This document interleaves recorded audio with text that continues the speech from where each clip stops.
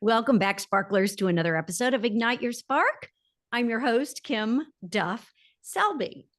And of course, every week I like to bring you new and fun inspiration to help you shine your light into the world, especially those of you who might be in midlife and beyond, because we are the ones who might need a little extra zhuzh, a little extra push into finding our inspiration.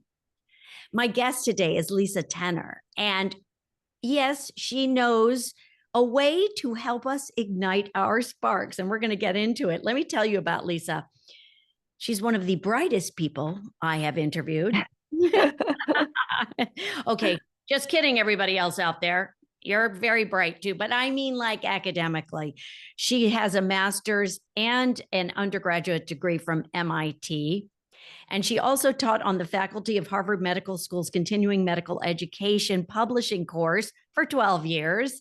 Okay, see, MIT, Harvard, academic, I get it. And she's done a lot of other things. She is an award-winning author. She has a new book launching really soon.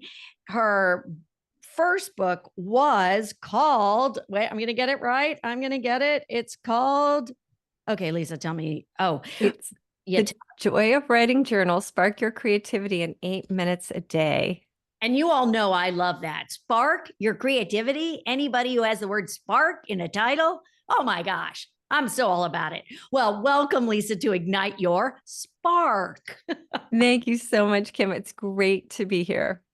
Before I get started, if you know, I love to ask my guests this question. How do you ignite your spark? So there are a lot of ways, and I detail them in my books a lot, but definitely time in nature. I live near the beach, and it's just beautiful in Rhode Island. I love to spend time in my garden. And Qigong and yoga and breathing practices are a big part of my life. I practice Qigong every day. So that's a big spark because it really just aligns me with the universe and brings forth my best self. And I love to journal, as you know, and I love to journal about dreams. So in the mornings, I try to remember my dreams. If I have time, I write them down. I might play with them. I might write some poems that come out of them. So those are a few ways. I could go on and on, but I will stop there so we could talk about other things too. Well, it's interesting. I forgot to mention the Qigong thing because I don't really write out what I'm going to say about someone, but I remember No worries. that was really interesting because what it said is that you're also, well, the Qigong, I'm pronouncing it right. You're certified to teach empowerments and happiness Qigong. And I'm not completely familiar with that, but I love the idea of it. I have done a few little Qigong classes here and there. Loved it. Loved it. I did some right before the pandemic, and then the studio shut down, and now it's no longer there. Because I think that that's such a beautiful, gentle way of releasing energy, absorbing energy, but we won't go into that because you are that and so much more. And I also love yoga, and I am very mindful of breathing. And I know how important breath work is as we go through our days. So maybe we'll get into that, maybe we won't. But how did you get into what you do now? Your journaling, your writing, your coaching writers. How did you get into that? What did you do? What was that Genesis story? Well, it was very circuitous. So when I was little, I actually was kind of a slow reader, and I really became a more avid reader, I would say, in high school. My parents were always avid readers, but I was a little slow. But I did enjoy reading, and then I really fell in love with it.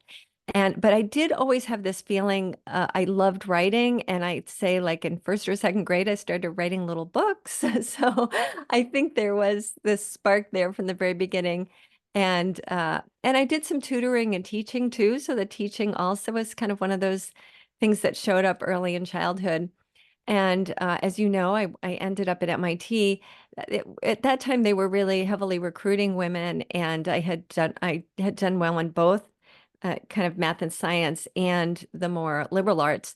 So I think that was kind of the balance they were looking for. So I was just in the right place at the right time. I don't know that I'd get in today, but in those days, I think it was a little easier. But anyway, it was a great experience, and I got to learn from some amazing writers, actually. Frank Conroy, who at that time was the director for the National Endowment for Arts and Literature, and the next year became the director of the Iowa Writers Workshop.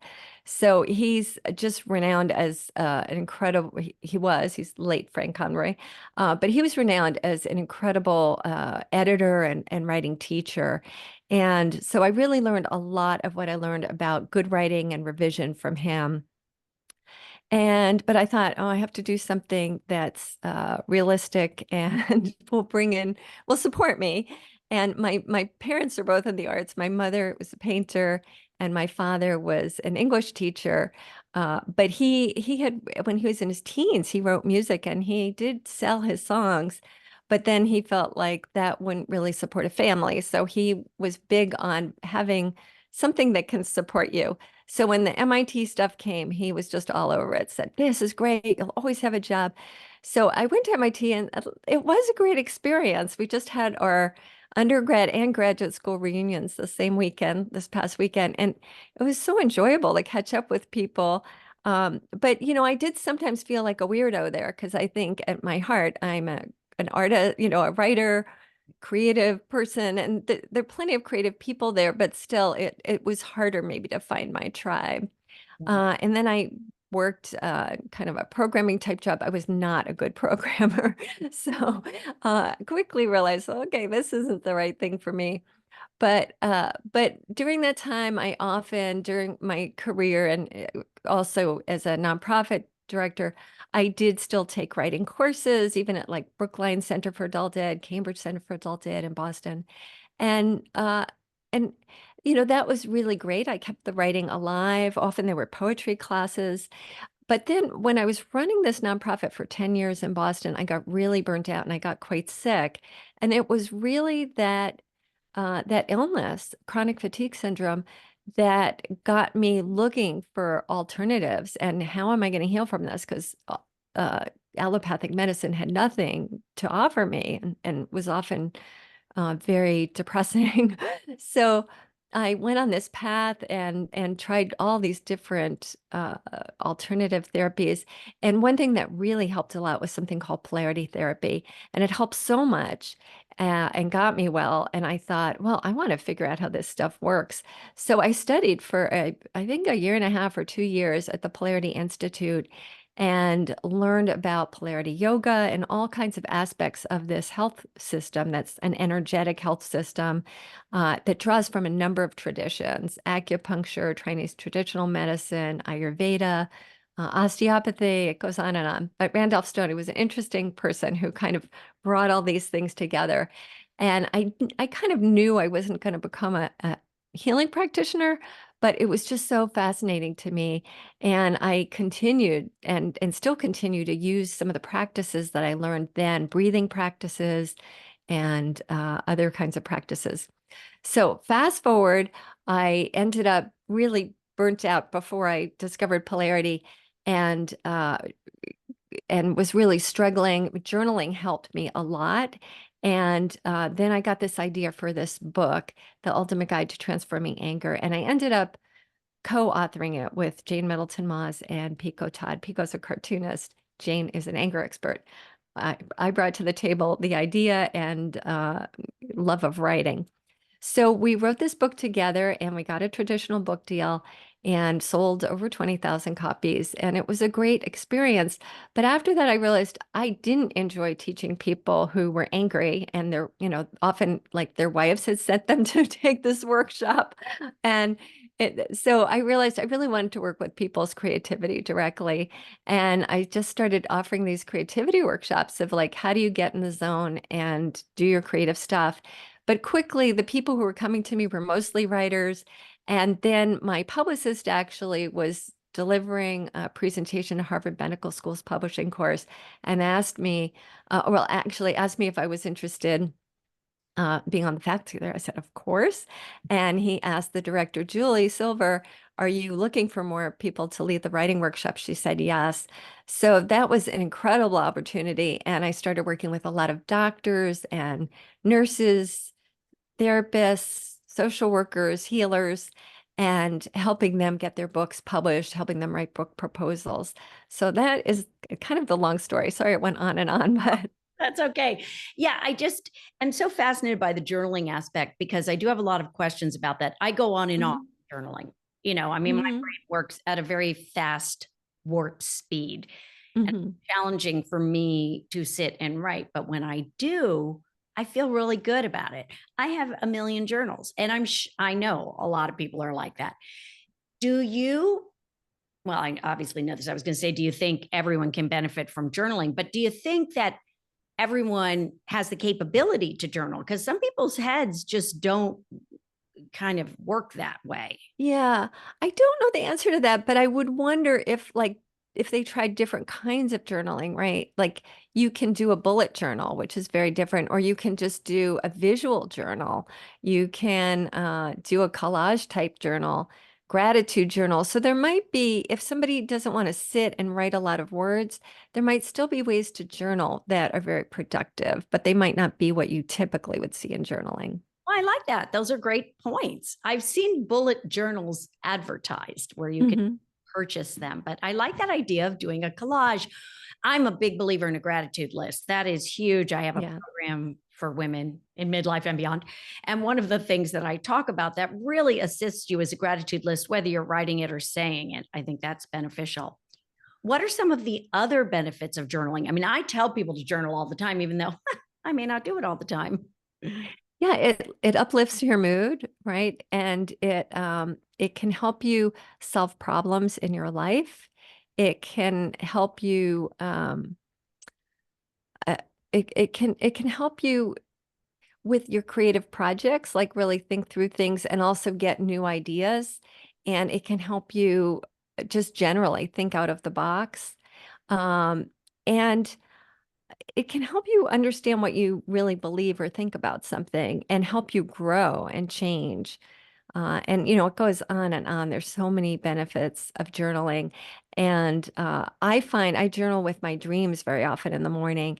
And that really helps me, retain what I dreamt because it's so easy to lose it in those first few minutes of waking and really benefit from it. So benefiting from the healing that occurs in dreams and the insights that occur in dreams and the creative power of those dreams. The images can become incredible poems. I would say my best poetry comes from dream, not all of it, but most of my best poetry really comes from dream images and interacting with the dream. And I suppose once you start journaling, then about your dreams, kind of have read this somewhere, is that then you will dream more. You will remember a little bit more as you. Yeah, absolutely. When I met my husband, he was reading a dream book. It was called Where People Fly and Water Runs Uphill by Jeremy Taylor. It is an amazing book. It changed my life. And when I met him and he told me about this book, I thought, oh, all my dreams, I've got like some final exam in a class. I don't know where the room is. I've never been to the class. I haven't studied, all of that, right? And those were the only dreams I remembered because they'd wake me up because I was so stressed. But it turns out that there's so much more there that we're often not accessing because we're not consciously right when we wake up saying, what did I dream? And so the first step really is have some kind of recording device. It could be a journal, could be your phone to record, but there are issues of having your phone in your room with you. So, in bed with you. So consider that. But really think the first thing, like, what did I dream? And especially you can try different positions. What might I have dreamed in this position? What might I have dreamed in that position? So that can be a great way to remember your dreams. And the more you remember them and work with them, the more your unconscious just says, oh, okay, you are interested. Here you go. And it gets really fun and exciting. Yeah, knowing I was going to be interviewing you today, when I woke up this morning, I remembered, I don't, the dreams are strange. I'm sorry. And I dream in color. There was someone named Kevin. There was a Chinese restaurant. I was visiting friends and I dropped my phone and my husband and son were, but they're so freaking random. I'm like, well, I don't think there was any healing in that, but I do get that stress thing because boy, did I have that dream I would still have, and my teeth falling out, those stress dreams. Uh-huh. Oh my goodness. But it is interesting. You've just got to keep at it and track it, right? Mm-hmm. That's what's, you know. Yeah, yeah. And you can dialogue with a dream character or just like let yourself write a poem that stems from the dream and more gets revealed as you play with it. I once wrote, I had this weird dream. There was it was a building where there was this big machine that was some kind of generator and then the building was on fire. We all had to leave. But that dream, I ended up dialoguing with it a bit. And then it turned out there was like this Greek chorus that, wasn't in the dream that I remember. But suddenly in my dialogue, there was this Greek chorus and it like ended up being almost like a musical that I was journaling. It was kind of crazy, or like an opera. It was really crazy. So, like when you let those dreams kind of take over, they will take you to interesting places. Yeah, I guess you're right. I never thought about journaling, using the dream as impetus. Sure. Hmm. I've also read books and interviewed people, write down 3 things you remember, but I've never heard it write a poem about it, even if you think you can't write a poem. And or journal, make a story around it. That's such a great idea. Good Yeah, tip. it's really fun. It's really fun. And just journal like with one of the dream symbols or characters. It could be a person, but it doesn't have to be. It could be a pen and just like dialogue with that in your journal and see what happens. Like dialogue with the Chinese restaurant. Ask it why are you a Chinese restaurant? What do you have to tell me about that? And there was someone named Just Kevin. I don't know. Kevin, right, right. Oh, that is such good info. I'm a big believer that anyone can be creative. And there are Hmm. so many people out there who say, nope, I'm not a creative person. Nope, I'm not a creative person. Can't do that. I'm sure you agree with me that everyone is creative. And I assume Yeah. that journaling can assist us in any creative pursuit, not just writing. Absolutely. Yeah. There's no question. Because journaling helps us, another thing about journaling is you can experiment on the page. So sometimes when we're writing an article or something for work, we don't feel that freedom. When Mm. you're writing in your journal, nobody's going to see it. You can write badly, and that freedom actually often is what opens you up to the really juiciest stuff.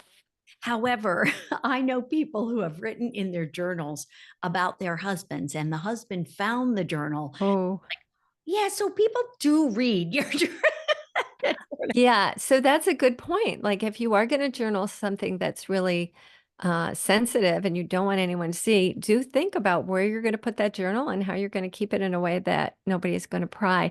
My husband, if he found my journals, he's a pretty private person and he respects privacy, so I don't think it's an issue. But he wouldn't be able to read my handwriting, so I'm safe. Another question about that. I know the value and the importance of writing with a pen and paper connected Hmm. to the heart. However, there are people with arthritis or trigger finger, myself included. And I think that's one of the reasons I don't. But do you think you can get just as much value on a computer using a computer? So, I do find that a lot of my best writing is pen on paper, but I do think you can get a lot of value on a computer. And also, you could try oral journaling, right? You could just use Record it. like Yeah. some voice to typing on your phone. And obviously, it'll come out with all kinds of wacky typos and say things that you didn't mean to say. So you'll have to fix that. And that can be a little bit of a pain if you, again, have arthritis. But it can be a way to journal in a way that's maybe a little bit more holistic than the trouble with the screens is that it does affect how your brain works. And and there's more cortisol and things like that. So it's not ideal, but it's fine. I certainly do a lot of my writing on screens too, and it works fine. Well, for a time, I went through a program with which it was, uh, what was it, guided writing. I listened to music every Mm-hmm. morning. I did it for a period of time. And then I just typed with my eyes closed. Now there were a bajillion, because I know what Oh, wow. are, but I found that even though it was just sort of getting thoughts out on, but I think that was better. And sometimes I will still do that with my eyes closed. Sort of bizarre. But anyway, all right. So you have the book about journaling, and then your new book is called Breathe. No, Right, Breathe, Right.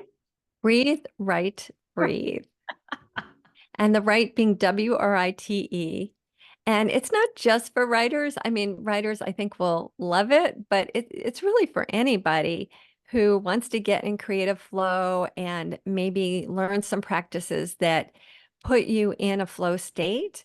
And, a flow state, it works for any creative project, but a flow state also just works to elevate your mood and put you in this great place and connect you spiritually, right? Help you feel connected to the universe. So there are like lots of benefits for getting in these states. So each chapter begins with a little story from my life, and some of them are, very simple and plain, and some are a little bit magical experiences with toads or things. And then it's followed by a practice, and a lot of it's either a simple qigong practice or yoga practice. And what I do is I use QR codes. So, you're reading about the practice. I'm just trying to find one. And then you can listen to the meditation. Just take your phone, scan it, and you don't have to like read the meditation, try to remember it to do it. You just boom and you listen to the meditation, or about a little more than half, I think, are audio, and a little less than half are video, or it might be the opposite way around. I can't remember now. But the videos, I'm just showing a qigong practice or a yoga practice, and they're all easy to do. They're all very accessible. I had one hard one and I cut it. My editor said, "Nah, that one's too complicated." So they're all easy to do, but they're incredibly powerful for helping us really be present and embodied in our body. And when we're present and embodied, interesting things happen, right? We're more relaxed and therefore much more open to inspiration and to flow. And at the same time, when you're writing and you're in your body, you can access body memory more too. So in that sense, if you're writing about something, you'll think of deeper sensory experiences when you're really in your body and not just up here in your head. Got it. So it's a powerful thing. And I feel like these practices work like magic. And then they're followed by prompts that are playful and quirky, and they connect in with the story as well as the practice. So it kind of ties everything together in a fun and playful and joyous way, I think. Well, which is good because people aren't going to do something if it's not fun. Well, No. but I think that is really the QR codes. That's just been a magic, because when someone does say, go to my website for this meditation, you're like, no, I'm not going to do that right now. But Mhm. before we move on, though, explain, because some people might not know Qigong. So could you just tell us Mhm. about that? Yeah, it's a system that's thousands of years old. If you know yoga, it's similar. And in fact, there is probably some overlap because uh, it's said that a lot of the Qigong practices came when a monk from India came over, a Buddhist monk, and shared them with the monks who were used to just meditating and visualizing, and they weren't as healthy and they had health issues. And he taught them how to do these movements that really helped their health. But it really then developed in China into its own thing. And it's a beautiful body of work. So if you know Tai Chi, that's like maybe a little more external expression. And Qigong is more the internal art. So it's cultivating our internal energies. So our life force energy and also our spiritual energy. So that's more the focus of Qigong, and Neigong, which is sort of a subset of Qigong, which I also studied. So yeah, so it's not that different from yoga, and a lot of traditions have some mindful movement in them. Right. Well, yoga, I know, is breath with movement, because I also am a certified yoga instructor and I'm Hmm. obsessed with yoga. I love yoga. And Qigong is similar, right? In that you're breathing and moving to the breath. Yeah. Is that I had a teacher who always said, let your mind rest on the breath and your breath, your movement follow your breath. Yeah. Are there any practices or ideas or tips you could give us that might help us breathe? Breath is really important. And I love to give people something practical that they can take away and implement immediately and see a difference so that they can know that they can access their creativity through breath work. Mm-hmm. Something you could give us? Yeah, sure. I'll give you a couple thoughts. So one is just, breathing deep into the abdomen. And so you do want to expand the abdomen, but you also want to expand it down towards the perineum. So, a lot of times we're just breathing out, and sometimes we're just breathing at the chest.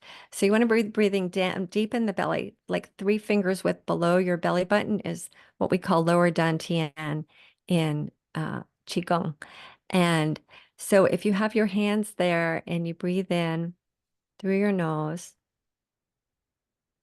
and then just breathe out through pursed lips and just breathe all the breath out slowly.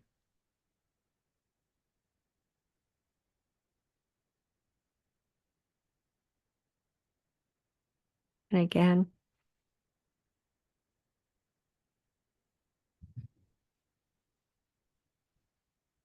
you might feel that in addition to going down to the perineum, the breath is opening in your back, in your hips, to the sides, in front, like all those places.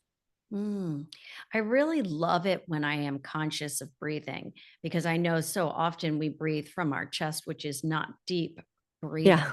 Everyone out there takes a moment to do this so that you can feel the difference. Yeah, you can. And in polarity work, we learned different breaths. And I believe this is derived from yoga, but Dr. Stone did a lot of simplification for a Western mind. So I can't say exactly, it might not be perfectly the same. But the earth breath is breathing in through the nose and out through the nose. And when we do that, we can feel very grounded. You might even imagine roots growing from the centers of your feet deep into the earth. And when we do the water breath in through the nose and out through the mouth, that's flowing like water. So it's a great one for creative flow. But if we're up in our heads, you might start with the earth breath and then you might do a little water breath for flow. So there's a lot of ways to play with the breath, and we do a lot of that at Breathe Right Breathe. Yeah, I'm obsessed with learning more about breath because there are whole classes on breath work and Yeah. accessing your higher self through breath work. It's so important. Finally, now I realize it's taken decades, but I breathe very deeply before bed because it does help relax you. So it's great. So in your book, you'll give us tricks and tips on how to breathe to access more creativity. Is that correct? Yeah, yeah. And we're playing with the breath, right? We're trying these different experiments. So one practice will be like the earth or the water breath. And the earth breath we even do with some movement, some Qigong movement. There's the air breath. And then with the air breath, I play with flight because the air breath is, in the air and up here. It's a lot of the mind and flight. So you're not as grounded, but it's a wonderful breath for then playing with some prompts that have to do with animals who fly or flying yourself. So we have a lot of fun with it, and I think breath work can be intimidating to people. And my goal was really to make it both accessible and, as we said before, fun, enjoyable, inspiring. And so, like, it doesn't have to be intimidating. We don't have to do anything fancy. Like, these are really simple exercises, but it's kind of profound, like the different energy you might experience when you're doing a different kind of breath. Before we wrap up, one last question. Silly question, but can anyone be a writer? It's a good question. I mean, I would hate to just say, there's some people who can't. I think there are people for whom it's harder. Some people, they don't necessarily uh they don't necessarily process as much through words. Like a lot of their processing is more kinesthetic or preverbal or something like that. And so for some people, it might not be as natural a way to express themselves. I think that's rare. I think most of us find language really opens things up for us and gives us a lot of opportunity of so many different ways to express ourselves. And it's more a matter of finding the medium that works for us. Is it poetry? Is it script writing? Is it making lists or journaling? You know, what are the ways that really turn us on? Well, I believe, But oh, sorry, but everybody could learn to write in whatever way. yes, and I think a lot of times we are not taught how to write well. And so, you know, as an editor and a book coach, I really focus on just a few really simple things that will make the biggest difference in people's writing because most of the time it's just they've never learned this. And you know, I learned it once with this client who uh, sent me a chapter and it was like a fire hose. It was just, you know, there was just so much there and it didn't seem at all coherent. And I thought, uh-oh, I don't know if I can help this person. I almost told him, I'm not sure I could really help you. But I thought, well, let me just try. And I gave him feedback. And when he sent the chapter back to me, I was blown away. And I didn't give him a ton of feedback. So I said, Adam, what happened? He said, well, when I told you I studied your feedback, I really studied it. And I did everything you said. And I really took the time and I would, so, you know, it taught me, don't assume just because something's a mess that that person can't write. They might have just never learned. Well, I think that writing is vital. I know there is so much emphasis on STEM being Mhm. taught now. I also feel there needs to be the exact same emphasis on writing and speaking because Yeah. every profession you need to write. But it sounds like with the right coach and with someone who's willing to learn and listen, anyone Mhm. can certainly increase their writing abilities. Yes, I do believe that. And I've seen it a lot. Well, thank you, Lisa, so much for your time. I'm excited to read your books and really start journaling on a more regular basis. I'm not going to let that finger stop me that cramps up. Yeah, yeah. Good. Well, let me know how it goes. I will. I will. Let's leave the audience with a journal prompt. How's that? What's a good prompt to leave them with? You can make one up. Well, this one is from the Joy of Writing Journal, and I often have people make a list because it's the easiest thing, right? So make a list of 10 things that bring you joy and just pick one of them and write about it. You can Oh, write a poem, you can write an essay, you can write a song, like whatever you want. that's a great idea. But also maybe write about why you like it. Because I'm going to do that because I love podcasting. I love interviewing people. Mm, And I think I'm going to use that as a little journal prompt today. So awesome. Awesome. Well, post it and tag me. oh no. No? Oh, okay. Yeah, journals can be private, and that's fine. No, I might, because it's just about podcasting and stuff. Yeah, yeah. Thank you. Thank you. Thank you, Lisa. So, where can people find you and your book? I'm sure Amazon, but what's your website? Let's tell everyone. It's lisatenner.com. It's LISAT as in Tom, EN as in Nancy, ER.com. Great. I'll put it in the show notes, of course, and Thank put it you. out there when I promote this. Thank you, Lisa, so much for your time. And you have ignited my journaling spark once again. So, I appreciate that. Thank you. My pleasure. Thank you for having me. And fabulous sparkling listeners, I hope that you are inspired to go out and do a little bit of journaling. Just start small, one step at a time, because you never know what's going to come from within onto a piece of paper. And I also want to tell you that my course, How to Ignite Your Spark in Midlife and Beyond, that's me, Beyond, is now live on my website, kimduffselby.com. And it is 7 modules with 7 meditations, a yoga practice, a special interview with a nutritionist, and exercises to help you ignite your spark. And yes, journaling happens to be one of those. So why not try Lisa's way? Get her books, check it out. And if you want more information on my course, just reach out. Meanwhile, shine your light because the world needs you and your light. Thanks for tuning in. See you next time. Shine on.